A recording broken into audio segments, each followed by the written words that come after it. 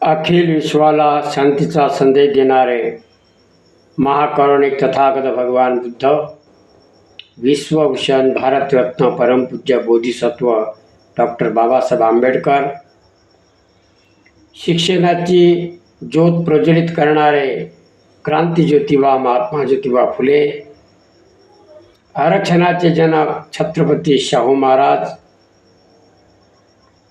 बहुजनाचे राज्य स्थापन करणारे छत्रपती शिवाजी महाराज, संत तुकाराम महाराज, संत गाडगे बाबा,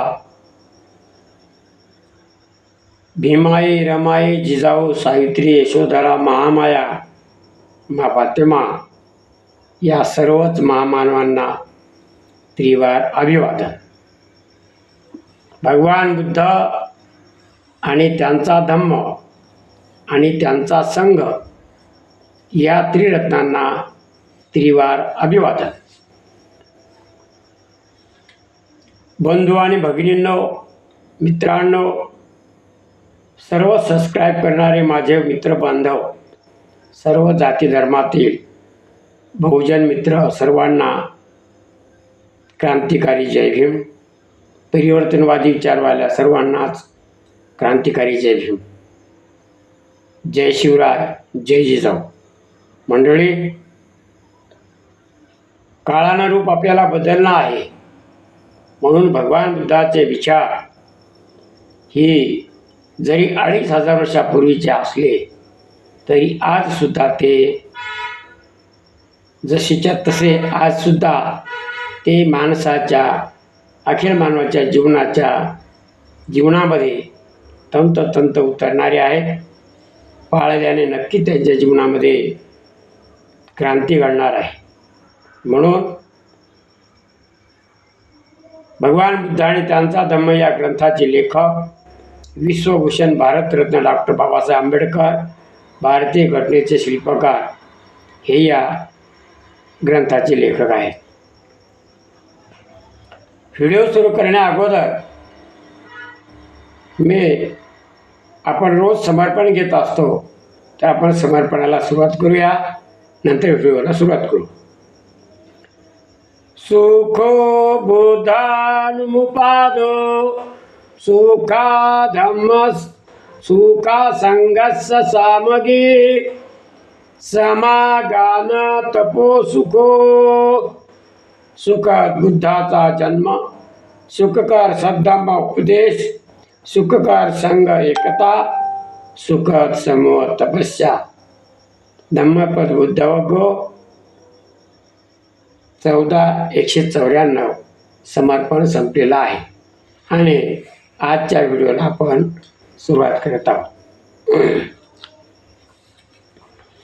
आजचा विषय आहे महामंत्र्याकडून राजपुत्राची समजूत. कालच्या व्हिडिओमध्ये आपण जे सिद्धोधन राजाने प्रयत्न केले होते संसारामध्ये सिद्धार्थ गौतमाने गुंतून राहावे यासाठी पुत्राला वाचवण्याची पित्याची योजना, त्या योजना पूर्ण फेल पडल्या. त्याला काही यश आलं नाही. सिद्धोधन राजा आणि त्यांचा जो महामंत्री होता त्या दोघांना सुद्धा त्याच्यामध्ये यश आलेलं नाही. म्हणून परत आता तो महामंत्री आहे तो राजाला म्हणतो, महाराज, मी प्रयत्न करतो आणि मी राजपुत्राची समजूत काढतो. म्हणून महामंत्र्याकडून राजपुत्राची समजूत बघूया आजच्या काळामध्ये. त्या तरुण स्त्रिया अयशस्वी झाल्या व राजपुत्र काही त्यांच्याकडे आकर्षित झाला नाही हे उदयनाच्या लक्षात आले. त्या मंत्र्याचं नाव काय आहे? उदयन. उदयनाच्या हे लक्षात आलं की हा सिद्धार्थ गौतम हा काही या कोणाच्या काही म्हणजे कोणी काही त्याला समजावू शकणार नाही. पण मी मात्र माझे राजकारणाचे वाकबगार, माझी बुद्धी किंवा माझं चलाकी, मी नक्कीच त्याला परिवर्तन करेन असं त्याला स्वतःला खात्री वाटत होती. म्हणून तो महामंत्री सिद्धार्थ गौतमाला काय उपदेश करतो हे आपण या भागात बघूया. राजनीतीत कुशल असलेल्या उदयनाने स्वतःच शेवटी राजपुत्राशी बोलण्याचे ठरविले. राजपुत्रास एकांतात भेटून उदयन त्याला म्हणाला, तुझा एक अनुरूप मित्र म्हणून ज्या अर्थी राजाने माझी नेमणूक केली आहे त्या अर्थी अंतःकरणपूर्वक म्हणजे मनापासून मित्र भावनेने तुझ्याशी बोलण्यात माझी इच्छा आहे असे म्हणून त्या महामंत्री उदयनाने मग बोलायला सुरुवात केली. आणि तो काय म्हणतो, जे अहितकारक आहे त्याच्यापासून परावृत्त करणे, जे हितकारक आहे ते करण्यास प्रवृत्त करणे व संकटकाळी सोडून न जाणे ही मित्राची 3 लक्षणे आहेत. काय सांगितले? मित्राची खऱ्या मित्राची लक्षणे कोणती आहेत?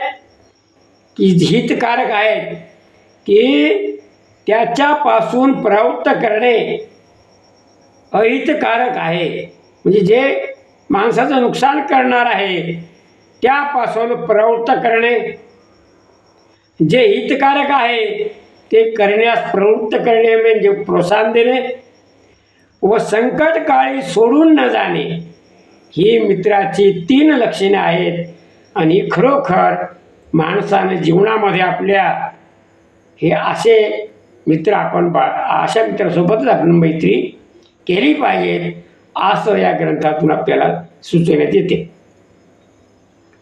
मग मित्रत्वाचे अभिवाचन दिल्यानंतरही पुरुषार्थापासून तुला दूर जात असताना पाहून मी त्याकडे दुर्लक्ष करणे म्हणजे मी मित्रत्वाला पारखा झालो असे होईल. म्हणजे माझा मित्र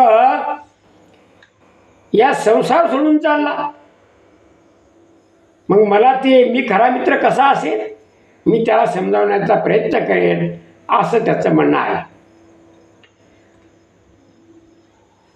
कपटा मग काय म्हणतो तो, त्याने दुर्लक्ष करणे म्हणजे मी मित्रत्वाला पारखा झालो असे होईल.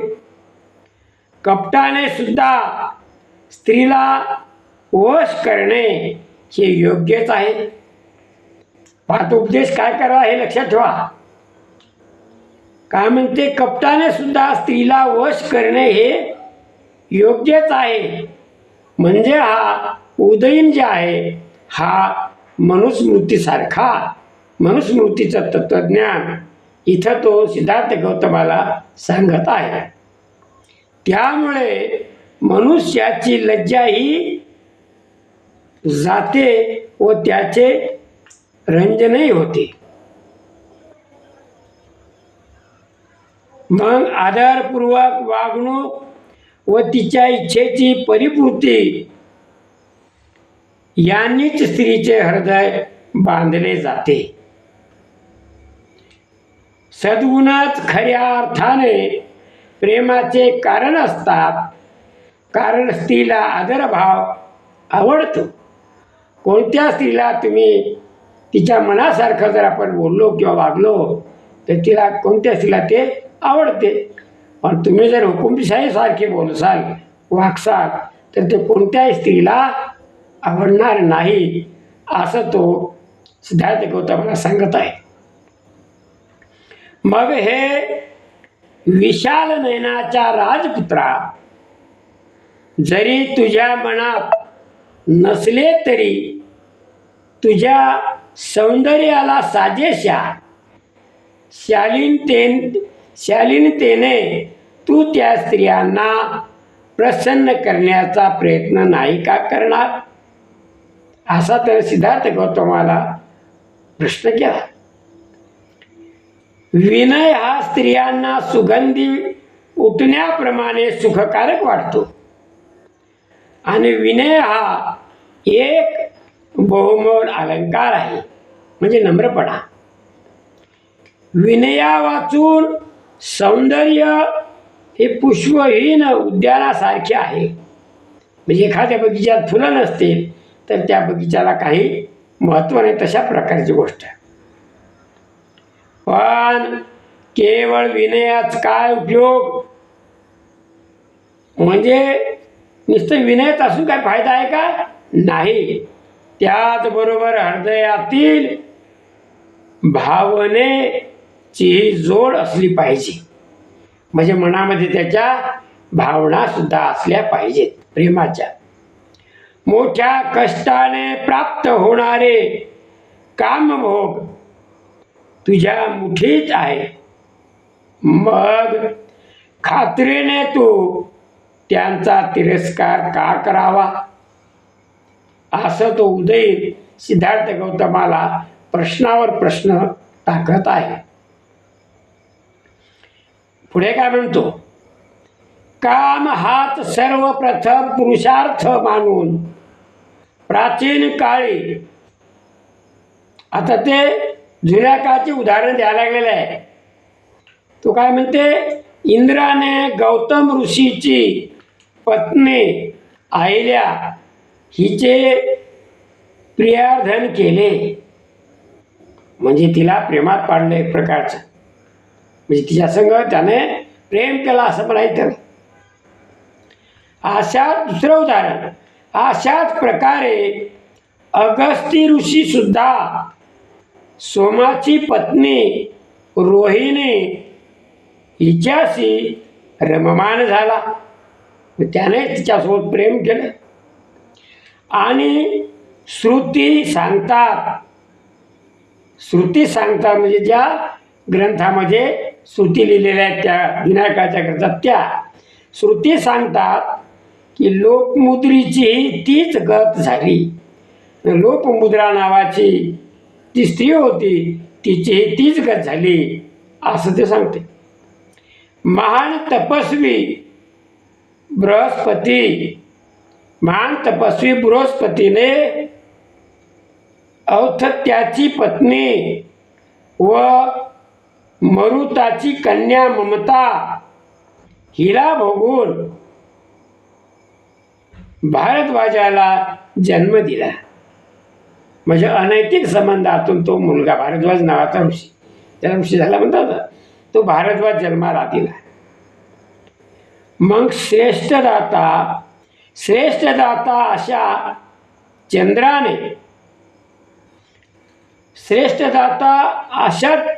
अशा चंद्राने बृहस्पतीच्या पत्नीला ती आराध्य प्रदान करीत असताना, म्हणजे ते पाणी टाकतात ना देवाले, देवाकडे पाहून सूर्याकडे पाहून टाकतात आराध्य, पण त्याला आराध्य प्रदान करत असताना ग्रहण करून, म्हणजे तिला ते जबरदस्ती तिला करून तिच्या ठाई दिव्य बुधाला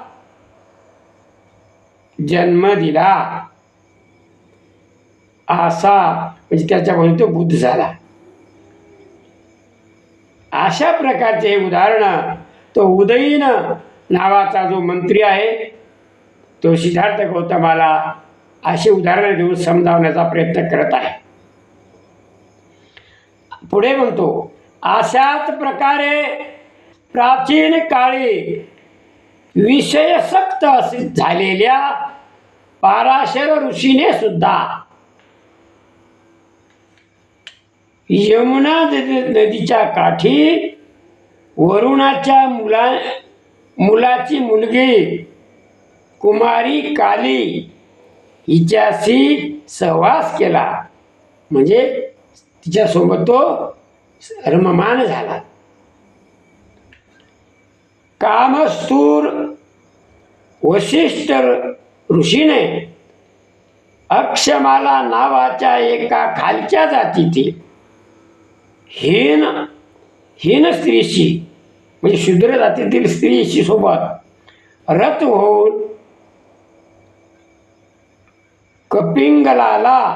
कपिंगल नावाच्या पुत्राला जन्म दिला. म्हणजे हे सगळे या लफड्यातूनच हे लोक निर्माण झाले, हे इथं उदाहरण आपल्याला दिसा लागलेलं आहे. त्यालाच या लोकांनी देव ऋषी असं महान मोठं त्यांना करून ठेवलेलं आहे, असं याच्यातून आपल्याला दिसत आहे. आणि वर्धाक्याने म्हणजे म्हातारपणाने गलित गात्र झालेला असताही राजर्षी ययाती चैत्ररथ वनात विश्वाकी अप्सरेबरोबर रममाण झाला आणि पत्नीशी संभोग केल्याने आपला मृत्यू ओढावे हे जाणत असून सुद्धा म्हणजे माहीत असून सुद्धा तो कौरव नरेश म्हणजे कौरवाचा राजा, कौरव नरेश पंडू राजा. पंडू माद्रीच्या सौंदर्य गुणावर मुग्ध होऊन विषय सुखाच्या अधीन झाला. म्हणजे तो त्यासोबत रममाण झाला. म्हणजे सर्व नीतिभ्रष्ट झालेले म्हणायला काही हरकत नाही. कारण नीतीच्या व्यतिरिक्त वागलेले जे सपाट्यात पडेल त्याचा संग प्रेम करणारे तेच महान ऋषी, महान देव, महान अशा प्रकारचे याच्यामध्ये त्या मोठमोठ्या ग्रंथात त्याच्या नावाचा उल्लेख केलेला असतो आहे. यासारख्या अनेक महान पुरुषांनी, त्याला महान पुरुष म्हटलेला आहे, हा एक विशेष पहा. महान पुरुषांनी सुखासाठी निंदनीय कामभोगाचा अवलंब केला. म्हणजे कोणी काही म्हणो, बेश्रमासारखे कोणासही व्यवहार केले अन्य लोकांनी, तर मग जे भोग प्रशासनीय आहेत आणि या भोगाची त्या ग्रंथामध्ये, त्या पुराणामध्ये, त्या जे ग्रंथ आहेत, धार्मिक ग्रंथ म्हणतात त्याला, त्या धार्मिक ग्रंथामध्ये याची प्रशासनीय आहे, म्हणजे त्याची वाहवा केलेली आहे, स्तुती केलेली आहे. आणि हे खरोखर विज्ञानवादी माणसाच्या डोक्याला खरोखर पटते का आणि योग्य आहे का, आता आपल्याला हे विचार करण्याची पाळी आलेली आहे. पुढे काय म्हणतो तो उदयन, पुढे आहे का, आशाचा अवलंब करणे किती सुखद होईल. आणि मग सिद्धार्था, तू असं का करत नाहीस? एवढ्या ऋषीने तर असे घोटाळे केलेत आणि ते महान झालेत, असं त्या उदयनाला म्हणायचं. ती कोणाच्या संग, कोणाच्या बायको संग, कोणाची पोरगी, कोणाची कोण, असं करू सगळे लफडे करू त्या मोठमोठ्या ऋषी नावाचे मुलं लेकरं जन्म आले. आणि त्याला या ग्रंथामध्ये महान ऋषी, महान तपस्वी असे नावं दिलेले आहेत. आणि त्याच्यापासून तुम्ही नीतिमत्तेचे काय धडे घेणार आहात? आपण सर्वसामान्य माणसांना, बहुजन यातून काय घेऊ शकतात की आपणही तसंच करायचं का? इतर स्त्रियाची, इतर बायाशी, इतर महिलाशी, या लोकांपासून प्रेरणा घेऊन मग आपण असंच वागायचं का? याला महान वागणं म्हणता येईल का? नीतीचं वागणं म्हणता येईल का? नाही म्हणता येणार. पुढे मग या सिद्धार्थ गौतमाला ह्या गोष्टी पटतात का? हा उदयन ज्याला सांगायला लागला आहे, फक्त सध्या ऐकून घेत आहे सिद्धार्थ गौतम. पुढे काय म्हणतो ऐका. आणि असे असताना तुझ्यासारख्या शक्ती व सौंदर्य संपन्न युवकाने म्हणजे तरुणाने ज्या सुखाच्या अधीन सर्व जग आहे, सर्व जग म्हणजे त्याच्या मागं लागलेलं आहे, आणि ज्या सुखावर स्वभावतःच तुझा हक्क आहे, असं काही नाही म्हणजे बाबा तू एकटा थोडा करत आला, हे महान महान ऋषी असे घोटाळे करत आलेले, तो केला मग काय होते, त्या सुखाची उपेक्षा करावी हे आश्चर्य आहे. आणि तुला हे कसं पटत नाही, मला हे आश्चर्य वाटते, असं तो उदयीन महामंत्री सिद्धार्थ गौतमाला म्हणाला. तर आपण याच्यापासून काय बोध घ्यायचा, आणि याला आता या दुसऱ्या समोरच्या व्हिडिओमध्ये सिद्धार्थ गौतम त्या उदयीन नावाच्या महामंत्र्याला काय उत्तर देते ते उद्याच्या व्हिडिओमध्ये आपण आवश्यक बघा. आणि या व्हिडिओला लाईक, सबस्क्राईब आणि शेअर करा. आणि तुम्हाला काय आवडलं, यातलं खरोखर चुकीचं आहे का योग्य आहे हे कॉमेंट्समध्ये नक्की कळवा. जय भीम, नमो बुद्धाय, जय संविधान. मंगलार्थ आपण जय मंगल घेऊया. जन जन मंगल, जन जन मंगल, जन जन मंगल होए रे. तेरा मंगल मेरा मंगल, सबका मंगल होए रे. सबका मंगल होए रे. सर्वांचं मंगल हो. बुद्धं नमामि, धम्मं नमामि, संघं नमामि. सर्वांचं मंगल हो. बंधूंनो, गंभीर खंडारी यूट्यूब चॅनल, या चॅनलला आपण लाईक, सबस्क्राईब आणि शेअर करावं. कॉमेंट्स नक्की द्या. आजचा व्हिडिओ बघा, ऐका आणि काय वाटते, मला काय तुमचे मत त्या कॉमेंट्समध्ये नक्की कळवा. उद्या आपण परत भेटू दुसऱ्या व्हिडिओमध्ये. तोपर्यंत सर्वांचं मंगल हो. जय भीम, नमो बुद्धाय, जय संविधान.